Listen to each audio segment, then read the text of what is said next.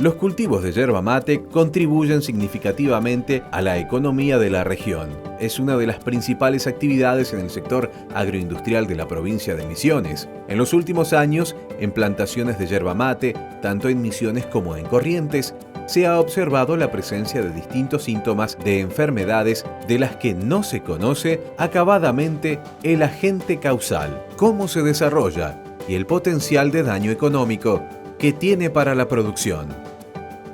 Uno de los temas en estudio en la actualidad es el impacto de la defloración, caída de hoja en el cultivo de yerba mate, que incide particularmente sobre su capacidad fotosintética y sobre el rendimiento final de hoja verde. Desde las distintas unidades de investigación del INTA se están avanzando sobre el tema y vimos hace algunas semanas el trabajo en la zona de Monte Carlo. Desde INTA Cerro Azul, su grupo de investigación en yerba mate estudia este problema, con ensayos en la estación experimental y en la chacra de productores.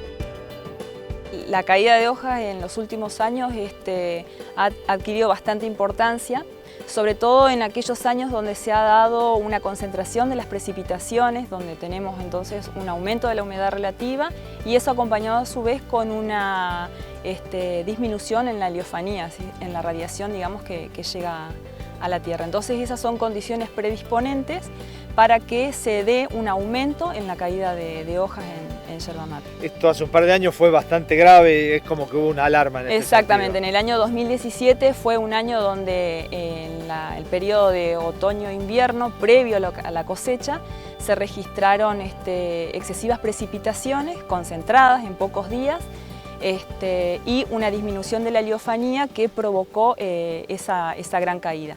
El año pasado el año fue más normal, no se dio esa caída y bueno, y este año nuevamente con las mismas condiciones donde tenemos las precipitaciones concentradas y la disminución de la heliofanía, vuelve otra vez el problema de esa caída anormal, si se quiere, de hojas. Según datos de productores, digamos, comparando los datos de rendimiento que habían tenido en el año 2016, ellos habían notado una merma de un 20% aproximadamente en el rendimiento, que bueno, eso es lo que ocasionó la alarma. Entonces, a raíz de eso, comenzamos a tener este tema como uno de los objetivos dentro de INTA, como para empezar a ver cuáles podían llegar a ser las variables que pueden estar influyendo en esta problemática. Le contamos a la gente cómo podemos hacer para medir la caída de hoja, porque siempre vemos hojas caídas debajo de los árboles.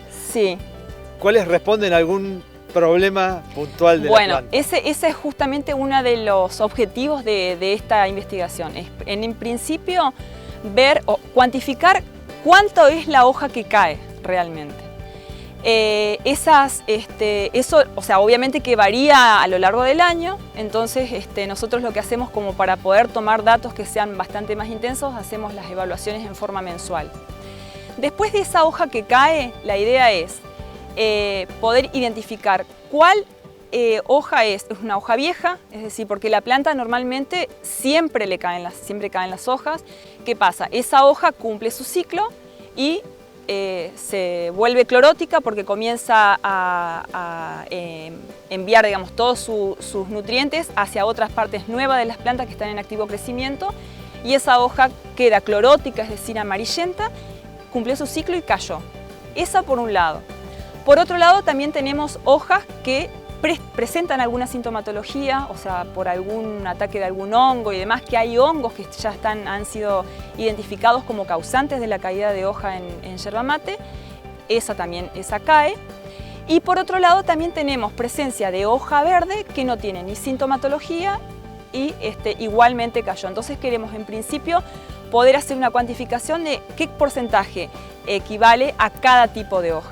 Lo que nosotros hicimos fue, como no había nada, ya es para yerba mate, tomamos una metodología adaptada que se utiliza mucho en forestales, entonces nosotros lo que hicimos fue adaptarla para yerba mate, que consiste en estos cajones que tienen una superficie conocida, son cajones que tienen una red, que es lo que permite, digamos, colectar la hoja que cae, y ese cajón es suspendido para justamente impedir la descomposición rápida de la hoja. Lo ideal sería hacer las evaluaciones diarias, pero como es demasiado el trabajo, entonces decidimos hacer evaluaciones semanales.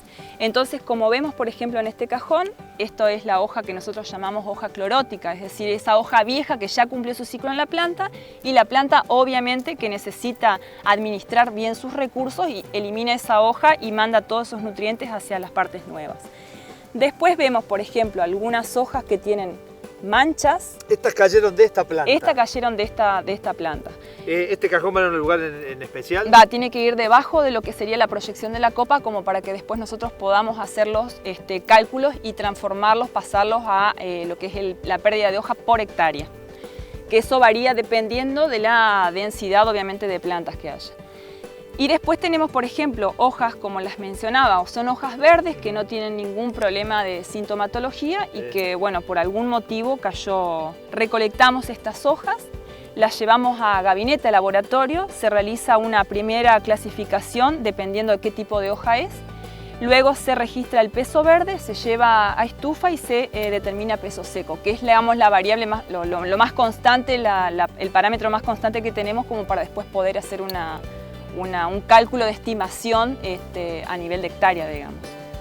Los productores por ahí son impacientes, dicen, bueno, tuvimos este problema en el 2017, queremos las respuestas para el 2019 y los tiempos son otros, ¿no? Los tiempos son otros porque el tema es que obviamente que las condiciones ambientales no se repiten ni son constantes año a año. Entonces hay muchísima variación, dijimos, 2017 llovió, 2018 fue normal, 2019 vuelta, otra vez tenemos las condiciones de alta humedad. Entonces, para poder generar datos que sean realmente concretos y que puedan representar, nosotros tenemos que abarcar la mayor variabilidad posible de condiciones. Entonces, tenemos que hacer el estudio a lo largo de varios años. La idea es siempre correlacionarlo con las variables ambientales.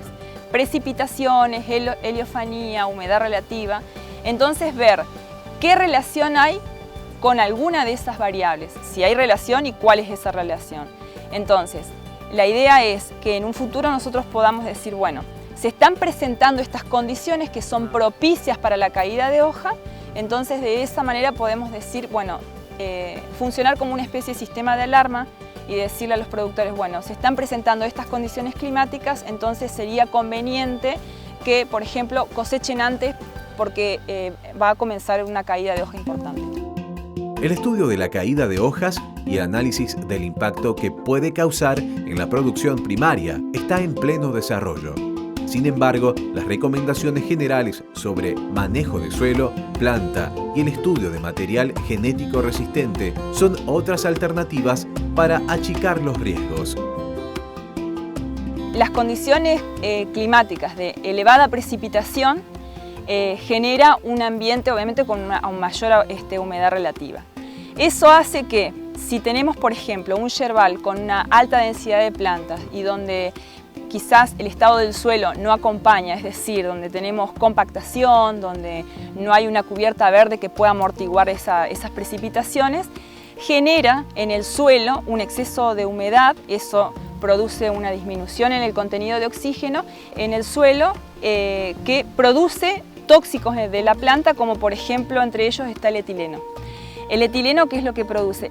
Justamente la caída de hojas. O sea, son todas condiciones que se van dando. Además, esas condiciones de altas precipitaciones, de baja heliofanía, con alta humedad relativa, hace que aparezcan hongos. Son las condiciones ideales para la aparición de hongos.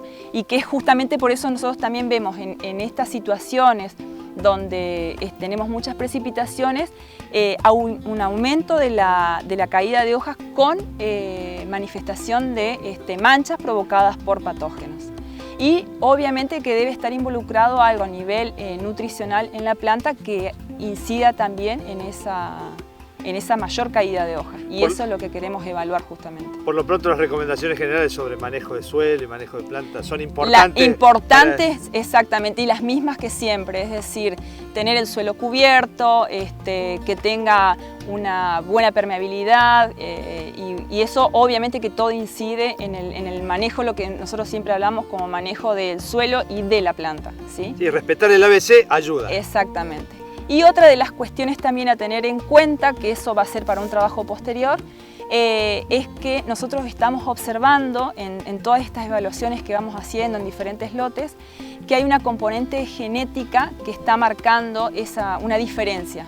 Entonces lo que queremos hacer, aprovechando que en INTA tenemos diferentes materiales genéticos, tratar de hacer evaluaciones que puedan identificar qué materiales puedan llegar a ser un poco más tolerantes a la caída de hojas.